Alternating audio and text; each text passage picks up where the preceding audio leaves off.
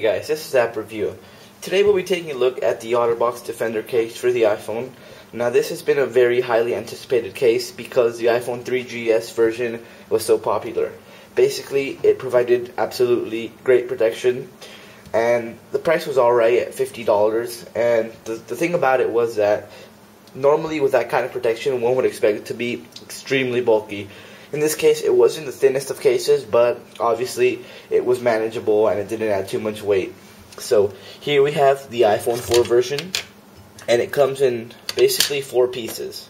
You get the front, which has a built-in screen protector. Let's move you guys up a little bit. You get the back, obviously, which has a built-in Apple logo cut out, and you do get a holster as well as the silicone membrane. Now, I really do like a lot of aspects of this case, and there are some negatives as always. However, let's just start off by putting on the phone into the case, and one big major flaw is basically the time it takes to put it in here. It's not OtterBox's fault, because with this kind of protection you do have to take your time to install it. So number one is you slide your iPhone into that piece, and let's just take a look at the back here.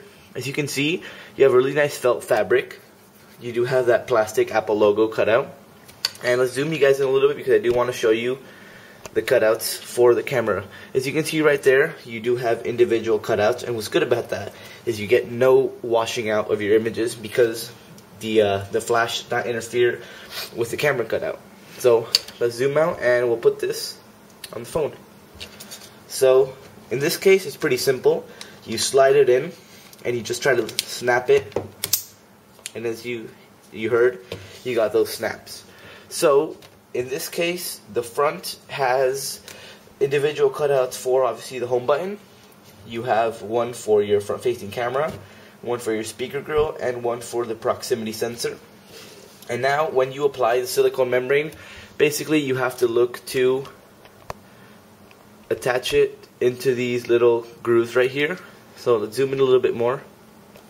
As you can see, these little grooves at the top and at the sides. So we'll zoom back out and we'll apply it. I like to go basically with the home button in and then just pull it up as you would a normal silicone case, and then at this point is where you actually have to maneuver these into place. So it's not that difficult to do this, but since you have to do it for each little cutout, it is time consuming. So obviously this is not a quick install like a snap-on case or a silicone cases.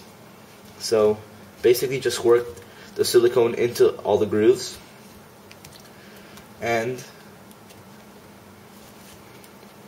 just make sure everything is in place. So pull this up a little bit, and basically that is the final result. So as you can see, let's just start off by showing you the responsiveness of the Apple logo. Excuse me, of the built-in screen protector. It's very nice. You don't even notice that it's there. And obviously, I like that they included it because it prevents your screen from scratching or anything like that. And in most cases, it saves you from having to buy one. But it does work with the screen protector because I did have an SGP anti-glare and it worked fine. No watermarking at all, as happened in the previous case. So if you take a look at the back, you have that really nice Apple logo cut out, and then you do have another. It's pretty recessed, but I haven't noticed any problems with, as you can see, the camera cutout. Let's see if I can zoom focus. Okay, it doesn't want to focus, but that's fine. We'll take a look at the ports and cutouts now. As you can see at the top, you do have a very responsive on and off button, as you can hear. Now, I really don't like this flap design that they've used for their headphone jack and also the vibrate switch. On the old OtterBox Defender, they had sort of these plugs, and I really did like that design. However, in this case, basically it opens up and you find the 3.5mm headphone jack and the noise cancelling microphone. Now, opening up is not a problem. The fact is, when you try to put it back in, it sort of messes up all the silicone in that area. And really not a big fan of doing that every time I want to listen to music. So, same thing goes for, let's zoom in here. Same thing goes for the vibrate switch. As you can see, this one's a little bit worse because it does have plastic here, and you really do have to dig in there with your nail to get it. And because it has that plastic there, you really can't push the silicone aside as you can with the 3.5mm headphone jack flap. But the buttons are absolutely responsive, great press, great feel and feedback from those. Now, the bottom is actually pretty nice as well. You have individual cutouts for your speaker and microphone, and then you do have another flap. But I really don't have a problem with this flap because it's so easy to just put back in there. And as you can see, this one just covers the 30-pin dock connector. Now, overall, this is a terrific case. However, there was a small drawback, and I wasn't sure why this happened. Basically, I was at a party about 2 weeks ago, and I had this phone in my pocket. And I would say maybe I used it for 15 minutes while I was there. I just checked email, but I was there all day. So what I saw was that towards the end of the day, when I tried to power on my phone, I got a message on the home screen saying temperature, iPhone needs to cool down before using. What I think is because this case is a little bit bulkier, it did not let the heat dissipate from the phone, and so it built up in there, and then that made, you know, that temperature problem arise. But when it comes to being a case, it still manages to keep sort of a slim form factor, you know, for these type of cases.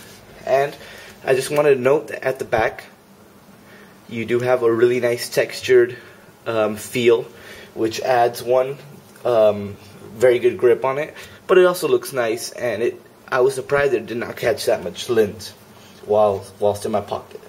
So this case retails for $49.95 over at their website, and it does come in 3 colors. It comes in black, it comes in blue, and it comes in red, and I believe you can find those colors over at Best Buy. So I really like to thank Molly for sending out this product for review, and stay tuned for more, guys. Okay, guys, so I forgot to talk about the holster, and I really like this holster even though I'm not a fan of holsters, and the main thing is I don't use it as a holster, I actually use it as a stand. So basically you can put your phone in here in either screen facing outwards, as you can see right there, or you can put it in with screen facing inwards, which is I think what I would do basically, just for a little bit more protection. So what's good about this is that, as you can see, this swivel clip rotates 360 degrees. Now what's really nice about that is if you put your iPhone in here facing outwards like that, you can actually push this swivel bit backwards, move it a little bit, and then you have a really nice viewing angle for an airplane or anything like that, as you can see right here. So let's just move that, and I really don't have any videos to show you, but at this angle it's optimal for watching movies. Really nice angle, and that's basically what I use it for because I'm not a big fan of using it as a holster. However, always nice that OtterBox includes that in there. So sorry about that, but thanks a lot for watching this video, guys. Stay tuned for more, and peace.